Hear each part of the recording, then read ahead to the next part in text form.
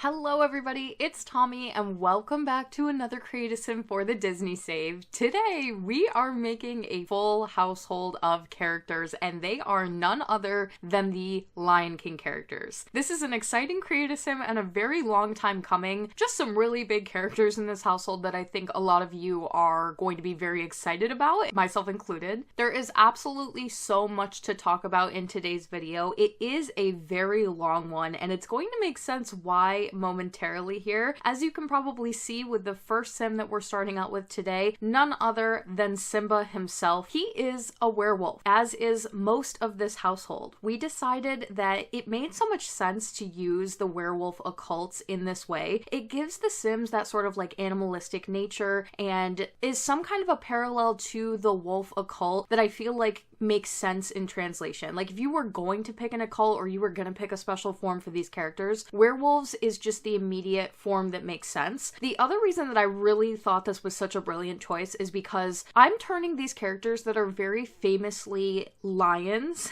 into actual people. And what I've actually done is for their everyday regular human form, I very much used Broadway as an inspiration, and I'm going to talk about that a lot in today's video, so we'll get to that later on. And then for the werewolf form, I was able to paint them in a classic way to have them resemble their animated form in the movie, the form that most of you are going to recognize. This is not the first time that I've used the werewolf form to make creatures that are not distinctly werewolves. In general, when it comes to doing the Disney Save, you have to think about the fact that for the most part, I don't have too many characters ever that are going to actually be like vampires, werewolves, aliens, the key occults of The Sims 4. I don't actually have like too many characters in the roster that are going to fill those forms. So sometimes it's all about picking some of these characters that can really fit into some of these roles, and adding more werewolves to the save just made so much more sense in this way. This is going to allow the Sims to be able to have like special quirks and features that give them, like I mentioned earlier, that more animalistic nature. They'll be able to run on all fours, which I think is kind of funny. Some of you are not going to like that, but that's okay. You can turn it off if you don't want it. It makes them growl, it makes them more hairy, it makes them act a little bit more like the versions that you are going to remember from the film.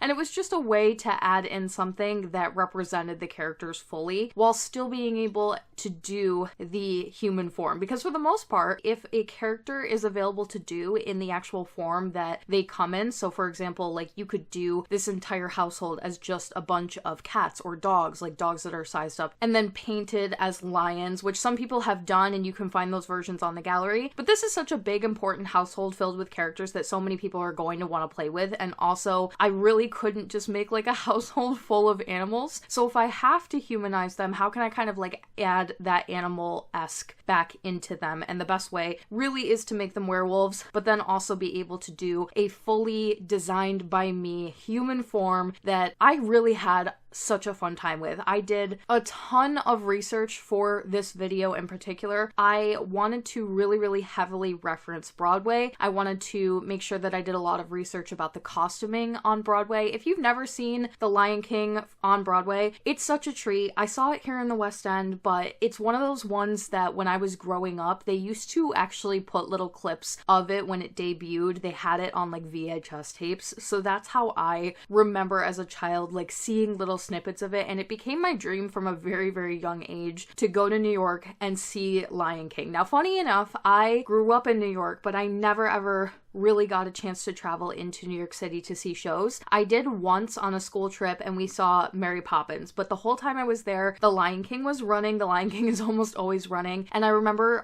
the theaters were very close together and I was looking kind of across the street at the Lion King theater, wishing that I was going there instead, to be quite frank with you guys, because I'm just not personally a huge Mary Poppins fan. It ended up being a fantastic show, but regardless, seeing The Lion King, the Broadway production, was one of my like life goals. And then when I moved to London, it's actually the first show that my husband and I ever went to go see together. It was our first date, and it holds a lot of significance for me. I remember seeing the show very vividly. It was unfortunately the COVID time, so it was a little bit less of an experience than usual in terms of like the full production of the show. My husband and I have talked about how we would like to go back and see it again, but regardless of that, I did cry through the entire experience. It was beautiful. It was so beautifully sung, and some of the performers that did the show that night I ended up recognizing from later shows that I've seen on the West End later on in life. So I really wanted to use these characters today to translate them in the way that Disney did, because Disney had to figure out how are we going to bring these characters that are all animals and creatures and humanize them and portray them in a way that still makes them look like themselves and represent themselves and their animal features without overdoing it. Even if you've never seen the show, you probably have seen costuming from the show because it's absolutely beautiful. The puppet work from the show is absolutely beautiful, and I wanted to translate on as much of that as humanly possible. So what I did is went through and heavily researched the costuming for the Broadway production and then referenced it very heavily in today's video for the human forms. You'll always find Disney animal translations, like other people's artwork online. Like if you Google Mike and Sully from Monsters Inc. as humans, you will always find people's versions and interpretations of those. And I always Google it just to see kind of what comes up and jog my brain for my own personal ideas. It's not always going to be like a flawless translation. Like I can't completely copy someone else's artwork for moral reasons, but also for the reasons that I'm translating it into a completely different format. So all that to say, the human versions very heavily influenced by Broadway and other people's artwork and animations of their translations into human form, as well as my own spin, because I had a lot of ideas and some things that I really wanted to represent. So starting off with Simba, that was a lot of exposition, but I really felt like that was important. Some key features for him. His costuming in the Broadway production is actually very simple. He doesn't wear a ton of makeup in comparison to the other characters. You're going to see throughout the video that as we get to kind of like the more royal characters or like the king and queen, whereas Simba is a king to be, and he in the save file will be like the current operating king as far as storyline goes. But when they designed his costume, he just has a little bit less to his costume. So I simplified that. You could see in the beginning of the video that I really was trying to do some makeup with him, but I felt like it actually took away from it in a sense, and it made more sense to build up to it later with characters like Mufasa and Sarabi and, like I mentioned, those bigger king and queen characters. Almost like it's something that they grow into or something that they have done when they are of a little bit more importance in like the royal system. I, for Simba, really wanted like big fluffy orange hair that resembled his mane. A lot of the characters in the Broadway production are given a headdress that sort of represents the character that they are supposed to be playing. So it'll be shaped like a lion for our main royal family here, but I'm not going to be able to give them anything like that. So instead of giving them more simplified haircuts that are sort of hidden in these hairdresses, I wanted to give them, especially Mufasa and Simba in particular, very heavy, chunky, full hairstyles that maybe had some adornments and some like gold embellishments, like again leaning into that rich royal aspect, jewelry, extra accessories, things like that, that just hint to the idea of money and culture, especially for Simba. And also because, as you saw with the kind of quick version that I did of the werewolf form on Simba there, and don't worry, throughout the video I'll actually be going into better detail with the other Lion King werewolf forms. His was the first one I did, and I really wasn't sure like which direction I wanted to take it or how I would do it, so it ended up just not coming out great, and I actually cut the footage so that you only saw my redo of it, which was me cleaning up the lines and kind of figuring out the form that I wanted to do, which I discovered when I did Mufasa, so you'll see that in full detail momentarily here. But one thing that does kind of suck about doing the werewolf forms is that I'm not able to give them like a full mane. You kind of have to draw the mane onto a body and give it the illusion of volume, even though it's not going to fully translate. So I wanted to make sure that they had it at least in some regard by doing something that was a little bit fuller with the hair in their human forms. I made sure to pay attention to color very, very much, especially in their werewolf forms. I tried to pinpoint the colors almost exactly, and I feel like I did a really great job for most of the characters. This becomes especially important for some of the later characters in today's video, like Nala and her mother Sarafina, for example, because they are so closely resemblant of one another that you almost couldn't tell them apart in their werewolf form if not for like a slight color change. So I felt like it was really important to master all of the colors of the characters. Now I should mention that today's video includes Simba,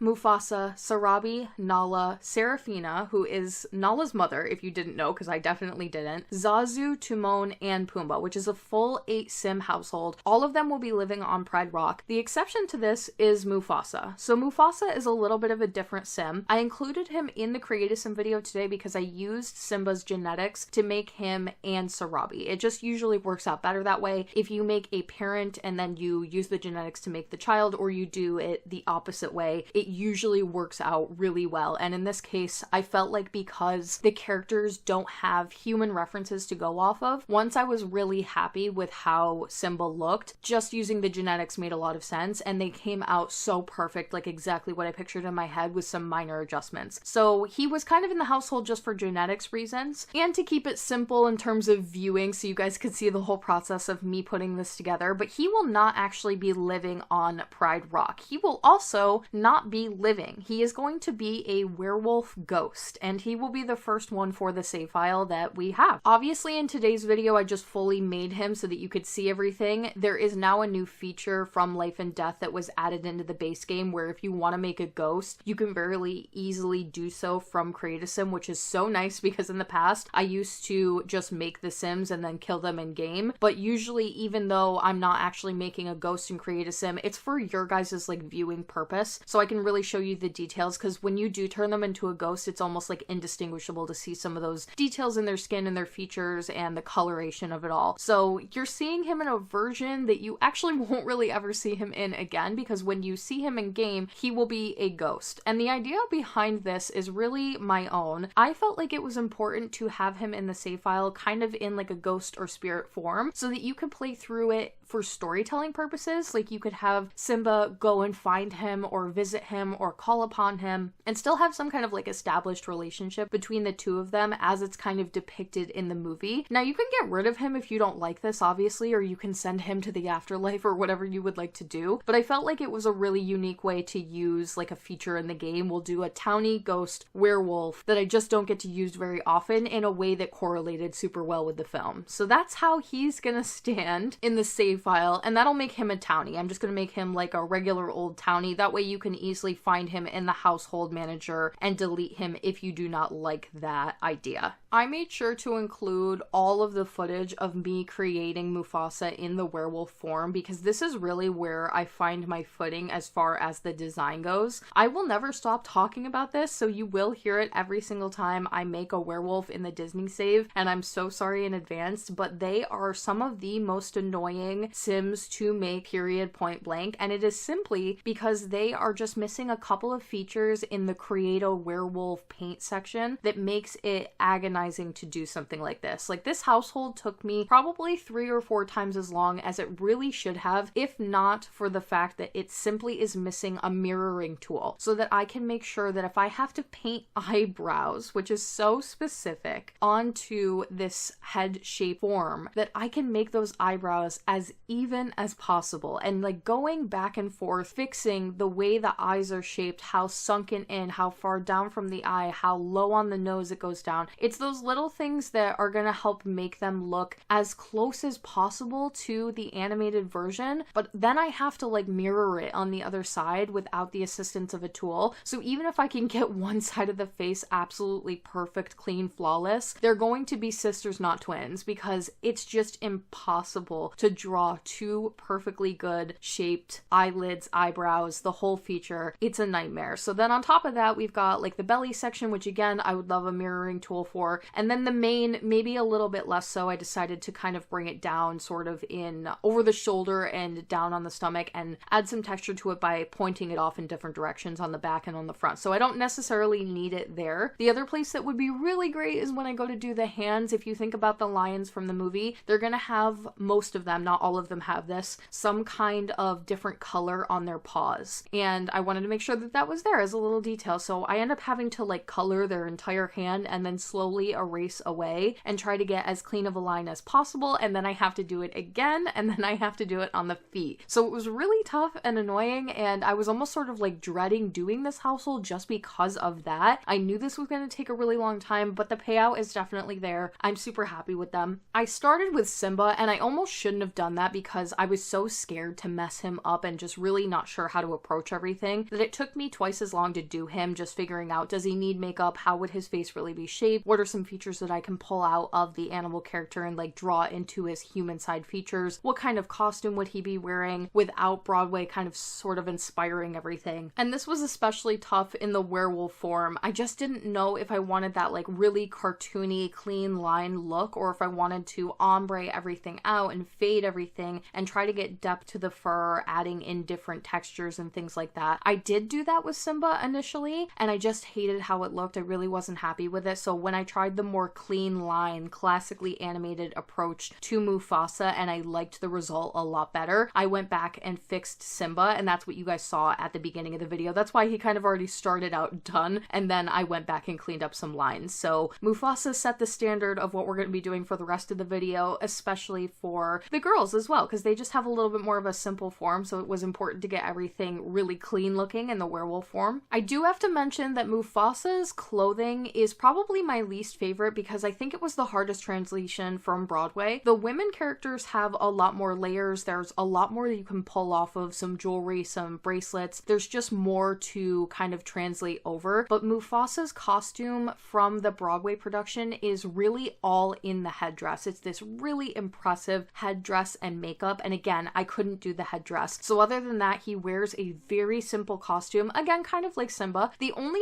thing that is in both Mufasa and Simba's characters that I really thought was important to represent is that they are given this really heavy red neck tattoo in the production. And I think it's supposed to represent their mane in a way, because they don't have this like long flowing hair. They don't wear lion's manes or anything like that. And I think it's their representation of it because it's similarly colored to Simba's from the movie. So I gave both of them some matching tattoos, and one of them does include that red neck tattoo. It's definitely not exact to the stage production, but it is the only real option we have in game, and similarly shaped enough that I felt okay with it. Other than that, he really just gets some slacks, and all of these characters are barefoot for obvious reasons, and then he's not wearing a shirt. I tried so many different shirt options, but I felt like I really wanted something intricate with like jewelry and jewels, but none of the packs really had anything that I felt like fit him and fit like the ambiance of Mufasa. We have a couple of options, especially from some of the kits that are like gemstones and glittery, or I don't know, something that's not like a traditional shirt, something maybe even with fur. I was looking for something that doesn't cover the whole chest, that's very intricate, and none of the options worked out for me. So I opted to just leave him shirtless, which ends up having him look just like Simba, and that's how Simba is in the stage production. So it kind of works out. They match all at least, but I will be keeping an eye in the future for a different outfit choice for him because he's the only one that I'm just not satisfied with. Now up next we have Queen Sarabi. It was really important to me that she receive the full royal treatment. She gives royal, she gives elegance, she gives fierceness, and I wanted intricate jewelry. I wanted some kind of headdress if possible. Again, we don't really have a lot of options for stuff like that other than fully tucking her hair up into a hat of some kind, but that wasn't really the vibe. So I opted for this Wedding Stories jewelry piece, and I'm not exactly sure what the technical terminology is for that, but I felt like it was a really good usage for it to represent something similar to like a crown, if you will. And her costume in the stage production is sort of like a corseted top or a tighter top that is especially like emphasized right under the bosom area with some kind of like belt that wraps in and kind of tightens her in that area. And then lots of layers to give big heavy sleeves, jewelry that goes all the way down to the very bottom of the wrist, some cuffing, and some big, for lack of a better term, like poncho style pants that have a lot of layers and patterns and things like that to them. So we're not able to layer clothes in The Sims 4, and if we ever get the opportunity to do something like that, it's gonna make my life 1,000 times easier. I can't tell you guys how many times I am making something and there's like a perfect outfit, like a perfect shirt that I'm about to use, but it needs a jacket and it has to have a jacket to complete the look for the character, and I can't layer the two, or I just want to put a long sleeved undershirt onto something. And there are really great custom content pieces that allow you to do things like that, but we're always working within the game's mechanics to keep it available to as many of you as possible, so I can't play with cool stuff like that. So without all that, when I look at the costumes, I really have to kind of break them down and deconstruct them to their core pieces and think about what's important and what do we have. And I knew we had that one corseted top. I think it's actually from one of the very early stuff packs, and it's not one that I use very often, but it's very structured. It's got gold. It's got that elegance to it. I felt like it resembled it closely enough considering considering what we have in terms of options for corsets in the game. And that means that I have to remove some of the layers that are attached underneath that, so I'm not able to give her the sleeves, but I could give her the bracelets. From Wedding Stories, we have some layered bangles that I was able to use. And then the pants that she's wearing, I believe, are from one of the newer kits. I used this kit a lot in Aladdin. I'm sorry, it's escaping me exactly which one it is. They're kind of all blurring together at this point considering how many there are, but I think she actually ends up being my favorite or best dressed of the video, possibly with the exception of Nala. I also really enjoy her outfit, but she's got that like younger, cutesier vibe that you guys will be seeing in a minute. In terms of age ranges and dynamics for this household, this is how it breaks down. So I believe that Simba and Nala are young adults, Sarafina, Sarabi are adults, and then Mufasa is an elder. That I did because I feel like adding the dynamic of having like maybe a slightly older male makes sense for obvious reasons, but I feel like a lot of the times when you do couples, they tend to be of similar age. However, it is realistic that someone will be a little bit older, whether that is canonly in your head 5 years, 10 years, it depends on how you spin it, but he's definitely an older seemingly character in my opinion. So I just went ahead and did the full-blown elder, and his death type is actually going to be death by falling, which is kind of funny if you get it. It's definitely the closest death type that we have that translates over to something in game. We don't have anything that's going to lend its hand a little bit more to actual, more, I would say, violent, and the ones that are traditionally depicted in Disney media, they do soften it. They soften the blow in terms of like how characters actually go. You could say that it wasn't actually Scar, it was just the height, so we'll swing it that way as well. And while we have Scar on the brain, I will just mention this right now because I know a lot of you are wondering and you're going to be asking, and I'm just going to clear the air with this in today's video. There is no Scar for Oasis Springs. The reason is going to make more sense as we go through the Lion King videos and you see the lots and the neighborhoods. I think when I went into this, I immediately just assumed that he would live here, and I was trying to figure out where I could put him. And then when I went through all of the lots and really looked around and was so struggling with how to plan this world out because it just didn't match the way that I had thought and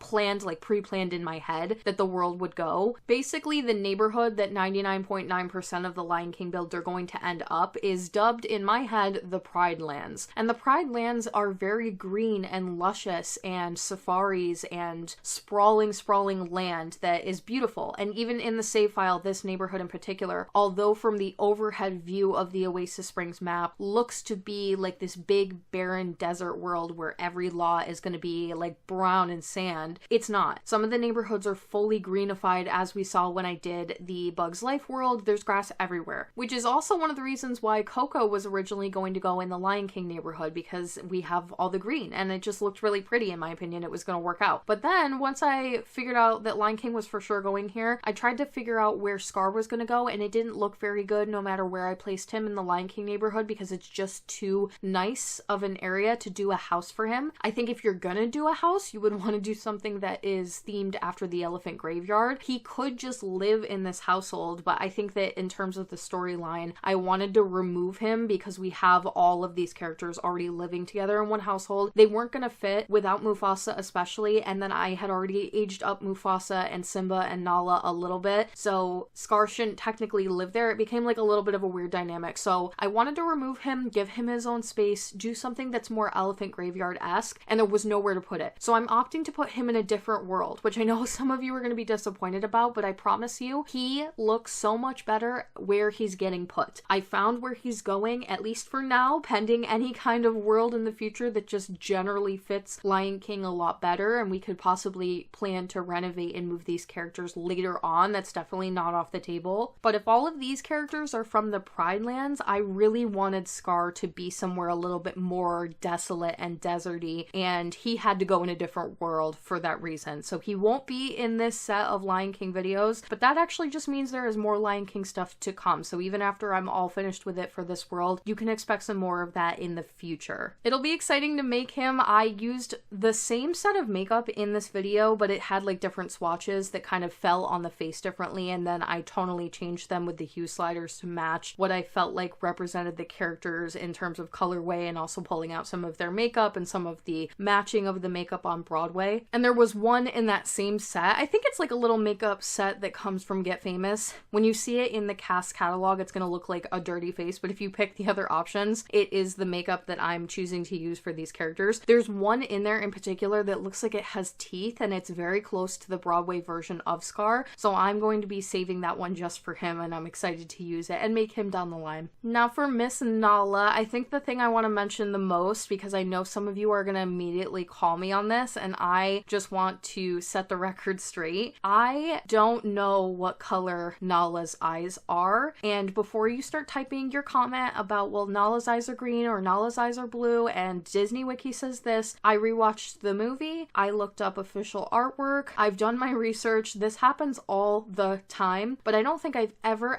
run into a character that had the most inconsistently drawn or depicted eye color as Nala. Like, I can usually find some concrete evidence to this is how the color actually is supposed to be, and again, you can go to Disney Wiki and tell me all day long what they say. I already read it, but I'm gonna make two arguments for the blue eyes before the green-eyed people yell at me. Number one, the blue eyes look stunning on her. I absolutely loved adding the blue into her clothing choices, and other people agree with me because I found when I was looking at fan art of human depictions of her, a lot of people tied blue into her clothing. So I immediately was torn to go with the green because I think it's like that weird blue-green color. It's that right in between, and I think there even was an eye color that I probably could have picked that was more blue-green, like that in the middle part, but I think her with the blue eyes is so pretty. And then if you Google Nala, you are going to get tons of photos with different eye colors, and I think it's all about maybe the era, if it was on VHS, if it was on DVD, if the person who's posting that photo put some kind of a filter over it or overemphasized or saturated the photo. I understand why these things happen. It's not uncommon for Disney themselves to actually completely change the colorways of certain characters when they feel like it helps represent the character a little bit more. Ariel is a really great representation of this. She has had her main dress completely changed so that she fits the colorway of like the Disney princess merchandising. I've also seen this done with Pain and Panic. They're kind of shown to be one color in the actual Hercules movie, but then when you see memorabilia and merchandise of them and their official artwork, you're going to get some different colors. I also recognize that I have seen in the Disney store like a little Nala plushie, and her eyes were probably most definitely a little bit more green leaning, but I'm going with blue, and I stand by that. It looks good. It helps give a little bit of a differentiation between her and her mother because they are so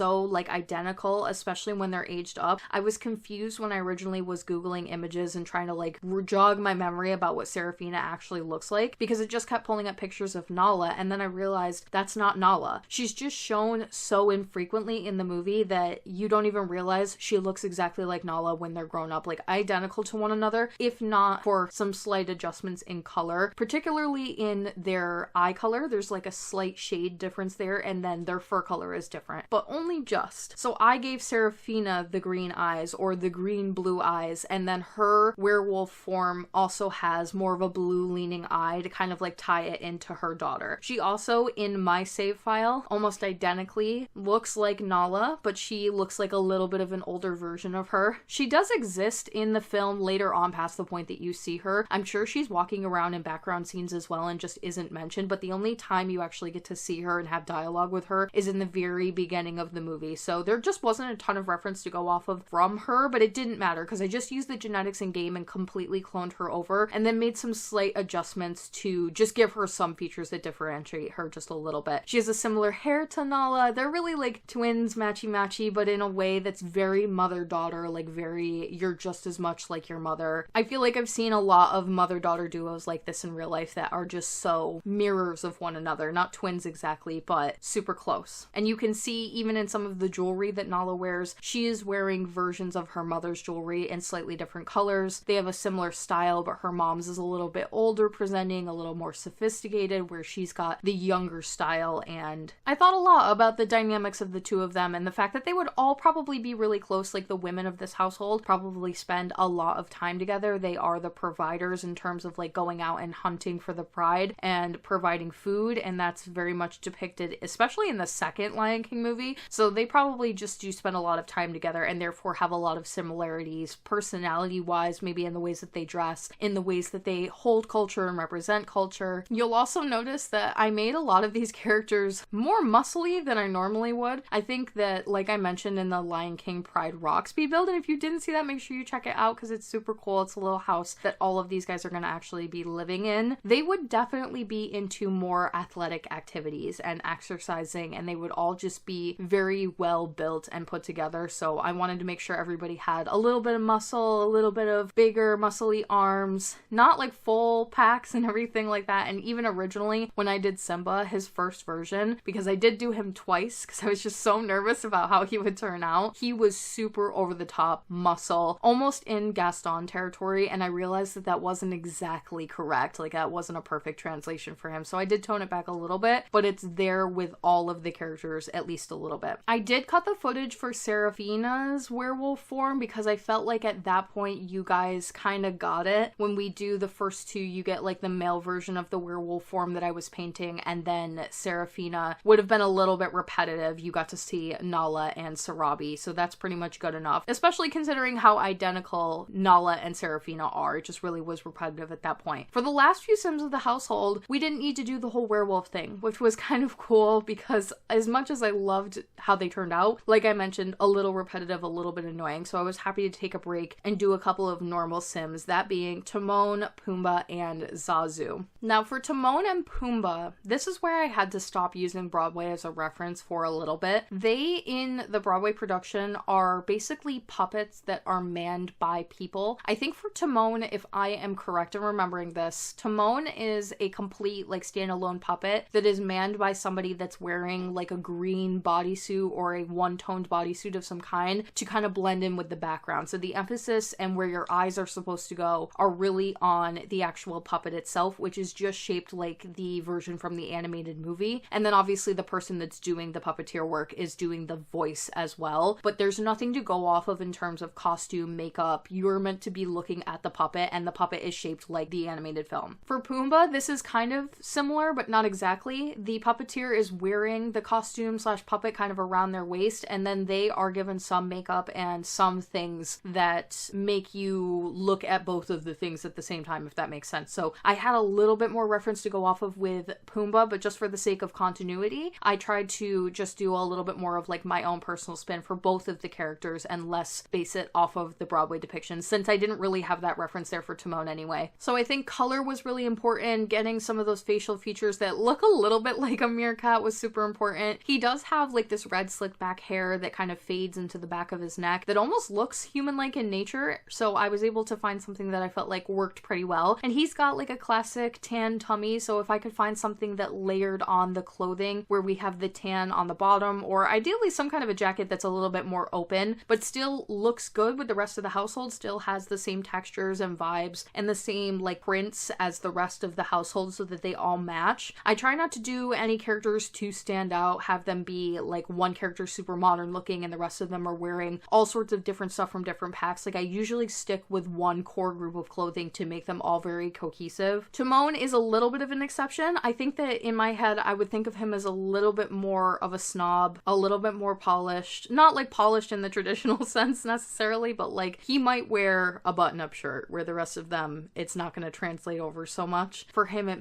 made sense. But I used the werewolves one, so it's kind of like tattered. It's got a texture to it that resembles animal fur or some kind of like tiger stripes, and I liked that. I felt like it leaned into the animal nature of the theming we've got going on here. But same style pants. Those pants are actually attached to the shoes, which is why he's wearing shoes, and I think he's the only one in the household that is possibly. We'll see here in a second with Pumbaa. I wish you could just take them off. I wish that the Sims would not do stuff like that. It actually comes up a lot when I'm making Sims as sort of an issue where I will really like a full body outfit, for example, but it has a set of shoes attached that don't really work for the purposes of what I need it for, and for some reason they just have it all as like full body including shoes, or they have certain pants that are attached to shoes. I find that an interesting choice, but it's okay. It's just a little detail in this case. For Pumbaa, he is, I think, the more easy translation in my opinion. He has some features in his face, particularly in like the eye shape and the sunken inness of the eyes and the size. There was something about the eyes of Pumbaa that I felt like I was able to really easily replicate over. And then I also really loved, I was seeing this a lot in different artwork that I googled when I was looking for other people's depictions of human Pumbaa. A lot of people drew something under his nose or near his nose, or gave him some kind of jewelry around the nose that is supposed to be like his little tusks that stick out. And I loved it so much, but we're so limited in terms of what I have available in the game to actually give him. So I opted for a white mustache, and I know that's a little funny. Like when you look at him, you're like, okay, it's a little funny, right? But it just makes sense. Like you immediately recognize it as Pumbaa, and it's something I don't get to do very often. It's a very weird translation of that idea, but it was creative and I liked it. I like how it turned out. The rest of his outfit, very simple. Maybe give him some tattoos. I felt like it fit into his persona to have at least some kind of markings of some kind. It just gives him more detail and makes him a little bit more interesting to look at too. It doesn't even necessarily need to reflect their personality. When I get to make these characters that are just like my own thing, I'm mostly just thinking about what is giving the right vibes. And I know that's not a perfect way to explain that, but I just sometimes feel like something is right, and when I feel that way, I go with it. And then lastly, we have Zazu. Zazu was not an easy one for me. It wasn't even personally my favorite of today's video. I didn't know how people would react to this one in general because I just wasn't in love with the result. I think all the other ones I was like, yes, I hit it, nail on the head, perfect, recognizable, creative. Zazu was different, and it might even be because I started out with the blue skin, but I felt like it had to be done. This is exactly why I wasn't an advocate for the Iago translation, and I still haven't made Iago, and a lot of you are wanting it. Some people had directly asked for it, and I've been avoiding doing it because I don't like the concept of bird sim translations, but I couldn't get away with it this time. I really had to just make him. He's important enough of a character. He sort of serves as the major domo, if you will, to the